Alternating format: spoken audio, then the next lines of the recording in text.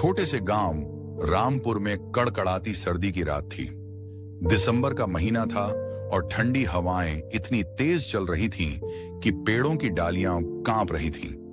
चारों तरफ धुंध का साम्राज्य फैला हुआ था। ऐसा लगता था मानो पूरा गांव किसी सफेद चादर में लिपट गया हो। गांव के ज्यादातर लोग अपने अपने घरों में अलाव जलाकर बैठे थे। बच्चों को रजाई में लपेट दिया गया था। बूढ़े लोग अंगीठी के पास बैठकर कहानियां सुना रहे थे और औरतें रोटियां सेंकते हुए चाय का इंतजार कर रही थीं। लेकिन उसी गांव के छोर पर एक टूटी फूटी झोपड़ी थी। मिट्टी की दीवारें, टपकती छत और दरवाजे पर लटकती पुरानी बोरियों का पर्दा। वहीं रहता था हरिया नाम का एक बूढ़ा आदमी। हरिया पहले गांव के खेतों में मजदूरी करता था, पर उम्र और बीमारी ने उसे लगभग बेबस बना दिया था। उसकी पत्नी का कई साल पहले देहांत हो चुका था और बेटा शहर जाकर कभी वापस नहीं लौटा। अब हरिया अकेला था। दिन में वह किसी तरह 2 रोटियां जुटा लेता, पर रातें उसके लिए सबसे बड़ी चुनौती होती। ठंड की रातें तो जैसे उसकी परीक्षा लेने आती थीं। उस रात भी ठंड हड्डियों तक उतर रही थी। हरिया के पास न कंबल था न गर्म कपड़े। उसने पुराने बोरे को ओढ़ रखा था और अपने शरीर को समेटकर कोने में बैठा था। वह सोच रहा था, काश आज थोड़ा लकड़ी मिल जाती तो अलाव जला लेता।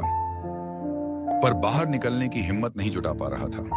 हवा इतनी ठंडी थी कि सांस भी जैसे बर्फ बनती जा रही थी। गांव के चौपाल पर उसी समय कुछ नौजवान अलाव के पास बैठे बातें कर रहे थे। कोई राजनीति पर चर्चा कर रहा था, कोई अगले मेले की योजना बना रहा था। तभी एक नौजवान ने कहा, सुना है हरिया बाबा की तबीयत बहुत खराब है। उनकी झोपड़ी में तो धुआं भी नहीं उठता। दूसरे ने हंसते हुए कहा, अरे बाबा जी को आदत है ऐसे ही जीने की, उनको कोई ठंड नहीं लगती। सब हंस पड़े, लेकिन उनमें से एक युवक जिसका नाम था मोहन चुप रहा। उसे कुछ खटक रहा था। उसने तय किया कि वह जाकर देखेगा। मोहन ने अपने घर से पुराना कंबल उठाया, एक मिट्टी का छोटा चूल्हा और कुछ लकड़ियां ली। उसकी मां ने पूछा, बेटा इतनी रात गए कहाँ जा रहा है? मोहन ने जवाब दिया, अम्मा, हरिया बाबा के पास बहुत ठंड है, कहीं कुछ हो न जाए। उसकी मां ने सिर हिलाया और कहा, जाओ बेटा, भगवान तुम्हारा भला करे। मोहन जैसे तैसे घने कोहरे में रास्ता तय करता हुआ हरिया की झोपड़ी तक पहुंचा। दरवाजे पर खटखटाया तो अंदर से बहुत धीमी आवाज आई। कौन है? मोहन बोला, मैं हूँ बाबा मोहन, गांव से आया हूँ। अंदर घुसते ही उसने देखा कि हरिया कांप रहा था। होंठ नीले पड़ चुके थे। मोहन ने झटपट लकड़ी जलाई, चूल्हे में आग सुलगाई, फिर बोला, बाबा अब ठीक है, ये कंबल ओढ़ लीजिए। हरिया ने कांपते हाथों से कंबल लिया।